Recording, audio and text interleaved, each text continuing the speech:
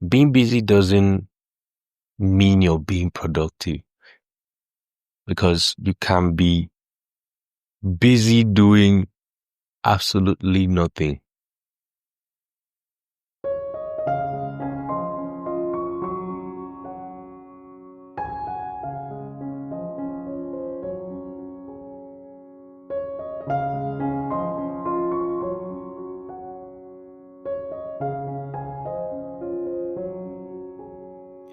Welcome, guys, to another episode of The Unscripted Truth. Today will be a continuation of the previous episode of Designing a Life of Diligence in relation to time. And in that episode, I spoke about how time norms that Jesus heals. I spoke about who I think time is. I gave an illustration or a kind of explanation to the personality of time and its characteristics, being a revealer, how it builds, and how it affects everyone and is always moving forward. If you haven't listened to that episode, I'd really love you to go check it out. There are some gems there. So today I'll just be talking about or expanding on that. At the end of the previous episode, I gave a quote by Lao Tzu that time is a created thing. And to say I don't have time is like saying I don't want to. And we can assume or genuinely think that we don't have enough time. And I find this quote so profound that if you think you don't have time, is as well as saying you don't want to do it. So in this episode, we'll focus on the illusion of being busy instead of being productive and how to cope with time poverty. And in all that, what diligence has to do in, helping us design our lives and living a good life. So the interesting thing about time is that it is all that we have. Everyone has time. I am no more opportune than anybody. Neither they are more opportune than I, because we all have 24 hours in a day. Now, it is how we use that time that matters. Now, you might, like the saying by Lao Tzu, to say you don't have time is like saying you cannot do it. And it's important that we do not get into that sloppy area of saying I do not have time, which is time poverty. You don't feel that you have enough time to do the things that you want to do. You go to work, you come back, you're tired. Maybe for those who are the ones that do the overall upkeep of the house. Maybe you clean or prepare dinner or do some chores around the house. When you come back, you know that that's going to take out time from your whole night, and you can't predict it. You can't say, okay, after 1 hour I should be done. Because if you live in a house like mine, a request can just come up at any time. Oh, go and warm this thing for me, or go and check this place for me, go and do so and so for me. And by the time you're done, it's 11. Can't do what you want to do, because by that time you're already tired And it's valid. This is someone, and this is an example of someone who wakes up 6 a.m., goes to work, comes back, maybe rest a bit before, maybe for like 20, 30 minutes after coming back from work. And then you have to get up and do certain things. And when you're done, it's 10 p.m. to 11 p.m. I have to go to sleep. And, doing that maybe 5 times a week is stressful. I can't even lie. I started going into this life. It became my reality, or it's actually my reality now, and I kind of understand. But nevertheless, there are still things that we ought to do, because I set out goals last month and I couldn't achieve them. But then I deliberately logged the amount of time I either spent on the amount of time I spent on my phone, the amount of time I spent in certain apps, and I did the whole calculations, and the the extra time that I had was actually a lot. And this is coming from a person who maybe on a not so busy day, I have 6 hours of screen time.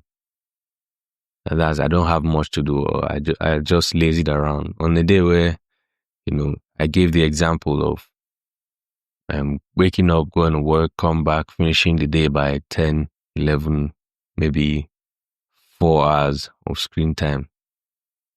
And I still saw the extra time that I had when I could have done something that was not using my phone. And I was like, actually, I did have a lot of time last month. And I think if we do things like that, like actual retrospect, actual self-evaluation, it helps coming out of that place of time poverty. It's a real thing. It's valid. But there are things you'd rather do instead of that is in line with what you want to achieve. Because I personally don't think you're busy 20 hours of the day, like full on every day. Let's say you're busy 20 hours, or let's say you're busy 15 hours of your day every day, 7 days a week. For people for my age, or for the demographic of listeners that I have, I can say you're not that busy. There might be people who are older, maybe an older audience. I haven't experienced it yet. So I can't say, okay, yes, you are not that busy. But from the demographic I have, people that are listening, that are listening, that is within my peer group, you're not that busy. And that is why I see the quote by Lao Tzu so profound. To say you don't have time is like saying you don't want to do it. And now that this ties perfectly with productivity and being busy. Through one of my meditations, I came to a conclusion that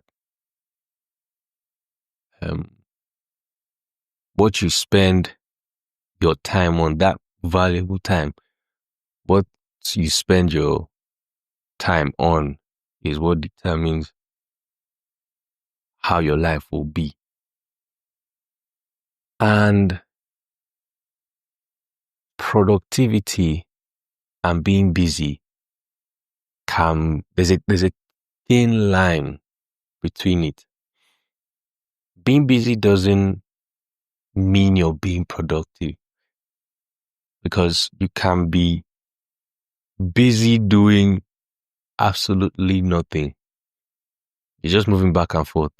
You're not completing any tasks. You're just doing a lot of tasks that are not pushing you towards achieving that goal. Because funny enough, I have this I used to call Bellingham Busy Bellingham. That was like I think a season before, I'd be 2 seasons ago. The season after I had a season to remember. The next season he was just busy, just running around, tackling, you know, doing. He was everywhere on the pitch, but he was doing nothing. I don't know if that makes sense. He had a lot of ground that was covered, but then the things that he was doing, the deals won, the tackles, and the completed passes or things like that were not as good as it was supposed to be. If you looked at him, you'd think he's doing something astronomical, but it was just average. And that's the thing of being busy. Productivity is doing things in line with the objective you wish to achieve.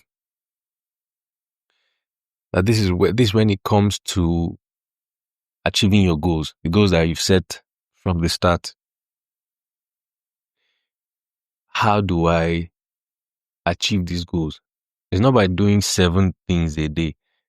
Because, people say write down your goals at the beginning of the month, as explicit as possible, ways that you can achieve those things, which is 31 or 30 days you have in a month. February 28, 29. It's a long time.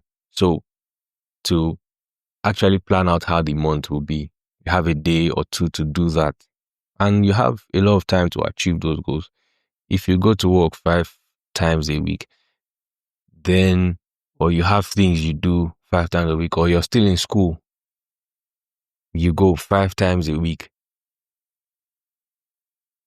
So what happens Saturday, Sunday? Okay, Sunday, let's say you you go to church and I come back by 3. What happens during the rest of the day? Okay, you do lunch, you prepare for the week. Maybe you just watch an episode of your most interesting show. Maybe you could do that during the week. And I'm assuming that during the week you were really busy. What happened on Saturday? Okay, you washed. You don't wash 24 hours in a day. My point is the time that you'd spend watching, who will I even use this? Watching Google Foods. I don't know. I watch a lot of food content, so I don't know what else to. Who is okay? I show speed, or somebody on YouTube or IG or TikTok, and you scroll for 45 minutes, for an hour. You could read a chapter of a book, then you could do something productive that's something in line with the person you want to be at the end of the month would have done during that period of time. Because there's a principle of consistency and diligence that if you continue doing something right, and I've experienced this and I believe it so much. That's why I strongly believe that I will succeed. Even though the people that say you can play all your cards right and still fail, that's true. But in general, I feel if you do the right thing continuously, and I mean the right thing at the right time, even though you're busy, you make out time to do something, 30 minutes a day, an hour a day, watch a YouTube video and build something. Read that book. Go for that run. If you didn't have your phone, you'd have a lot of time. Yeah, it's important for like group messages while you're in school.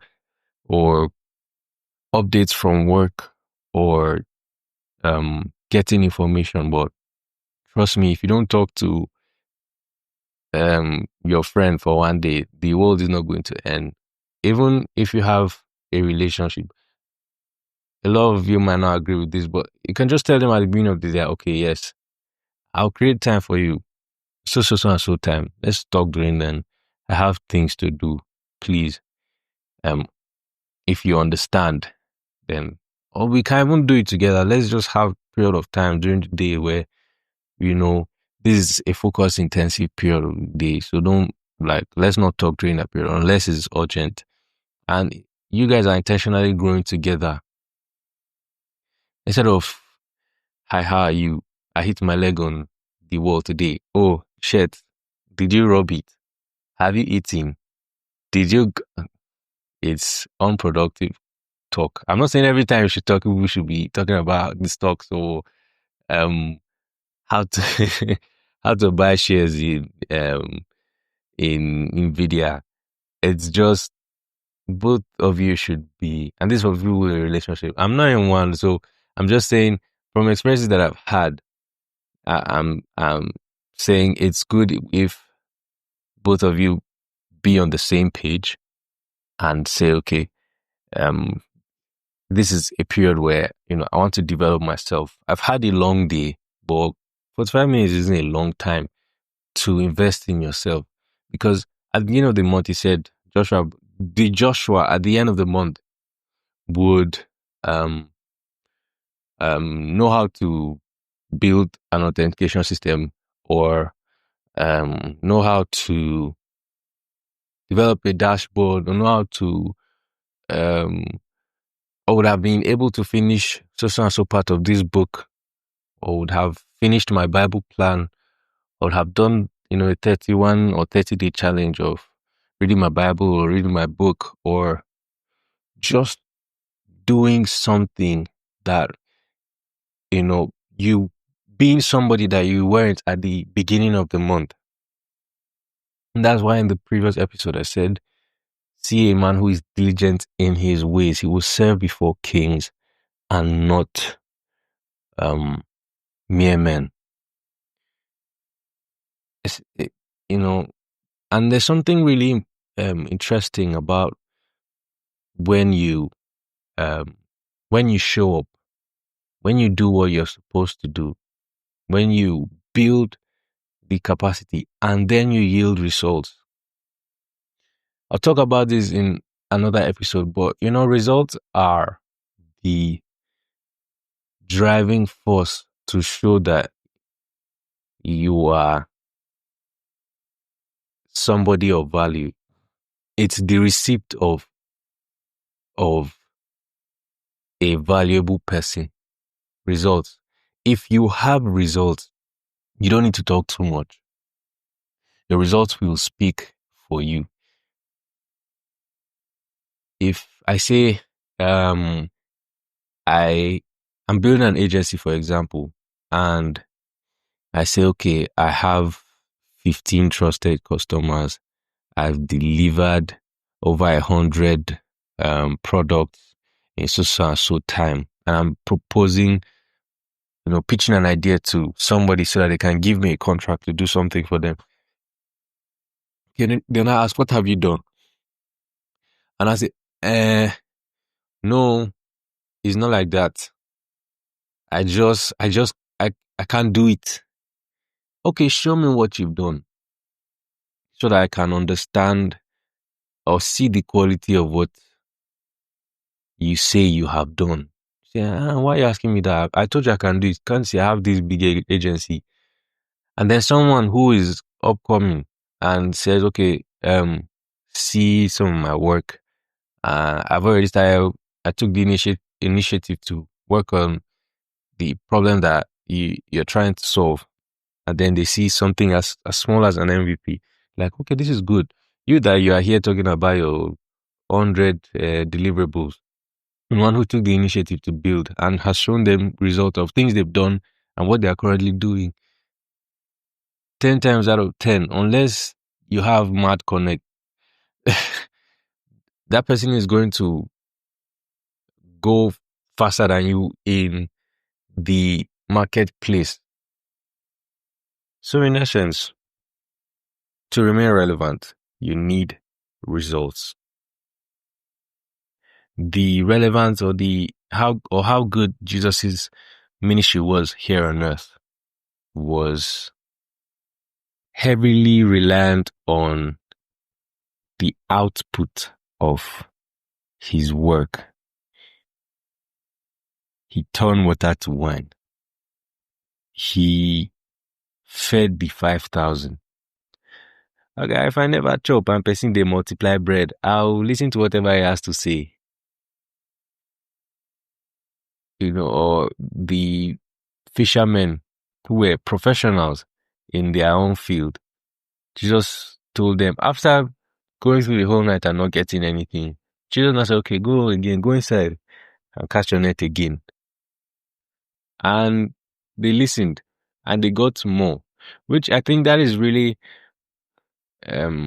important to how our obedience also to the promptings of Jesus Christ can help us yield result.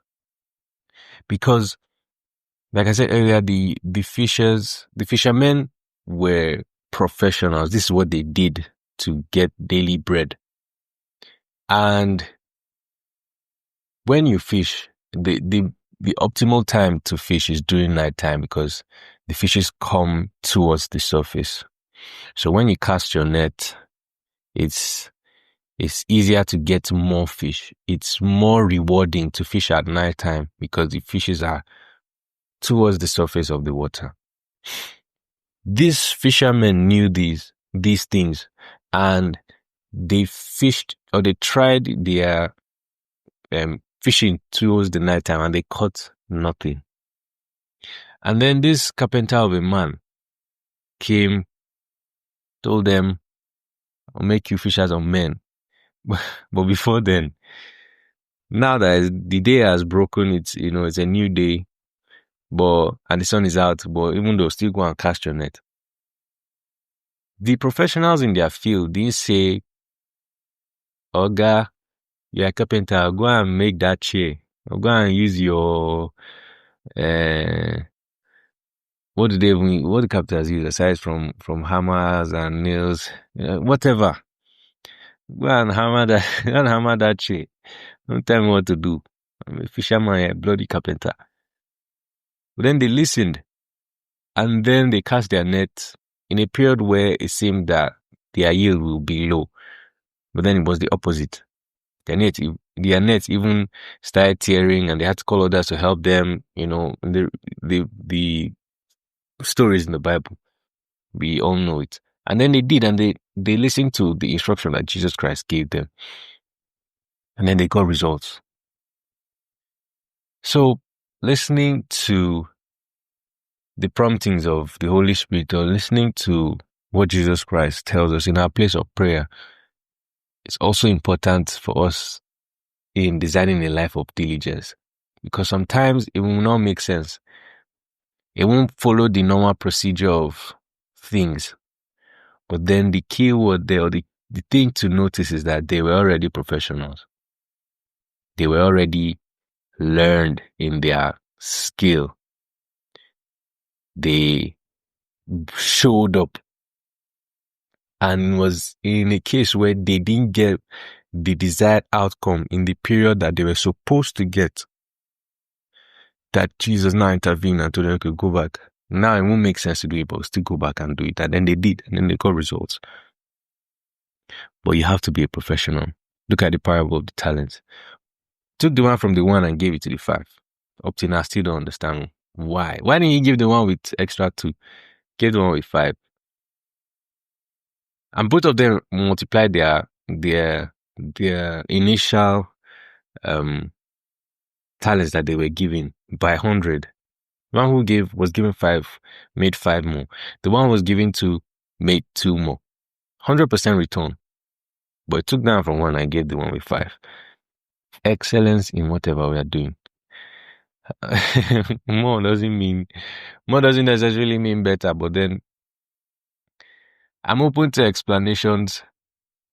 And if anyone who knows a reason why the Aoga took the one from the one, I gave it to the 5 instead of the one with 2, which I think isn't really fair.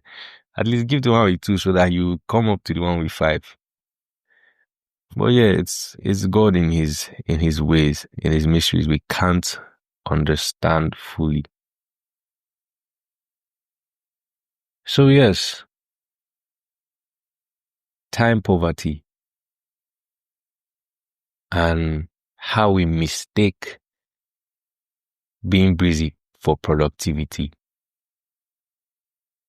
It's not a mistake, or it's not invalid to say you don't have time. But saying you don't have time is as well as saying I don't want to do it. Because if you truly wanted it that bad, you'd create time for it. You will. Because you watch you watch movies during exam period. I know people who do it. I used to do it too before. You can create time for the things you want to do if you really want to do it. I know this is not a case of if he wanted to, he would. But that's not a one size fits all, obviously. But then truly, if you wanted it so bad, you would create time for it. And it's with what you have that God will multiply or amplify those efforts. If you see the people, the lepers that were outside the camp, they said, should we go to the enemy?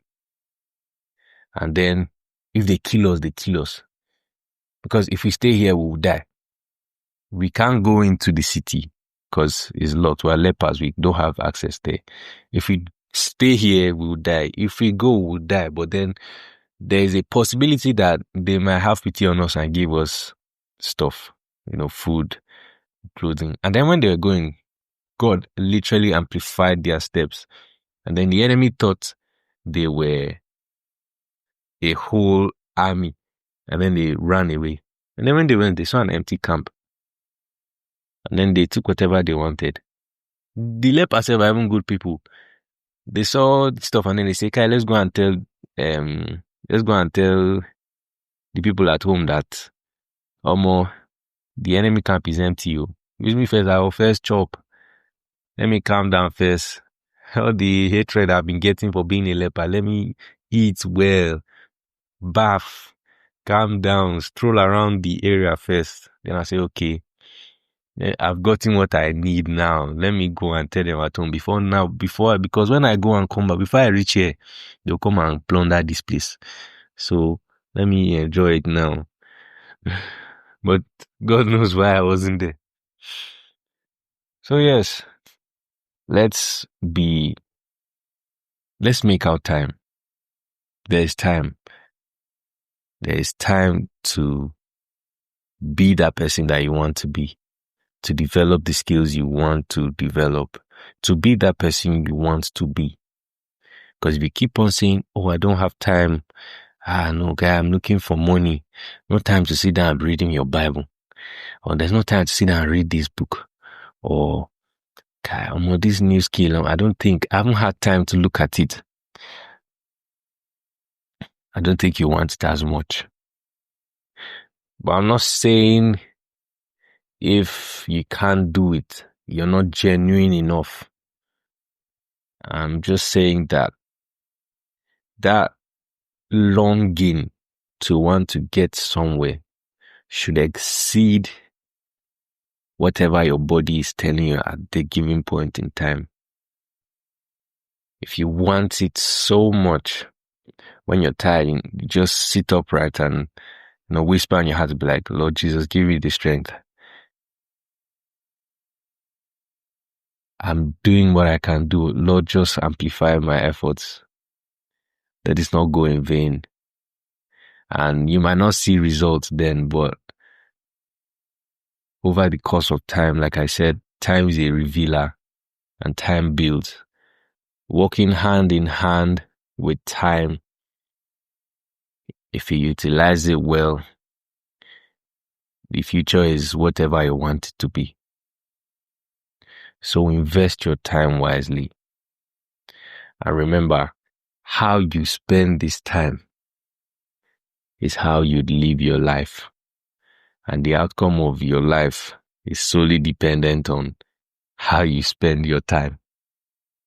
So spend it wisely, build yourself, invest in books, invest in skills, develop yourself, and cut down those time eaters, those things that will give you pleasure, would calm you down on a stressful day, but won't necessarily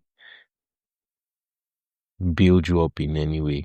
I can't remember the YouTube videos I've watched today, the YouTube shorts I've watched today. I can't remember half of them. You can, and if you think, okay, you can't remember what you watched 7 days ago. But then if you learned a skill 7 days ago, it's still valuable today. So let's cut down the time we spend doing things that are not valuable. But yes, there's time for everything. If you keep on spending time on your phone too much, you'd not gain anything. If you work too much, there's a downside to that. But then I'd rather have that than then not learn anything. But all work and no play makes Jack Olodo. Have a good day. And this remains the unscripted truth. Good night.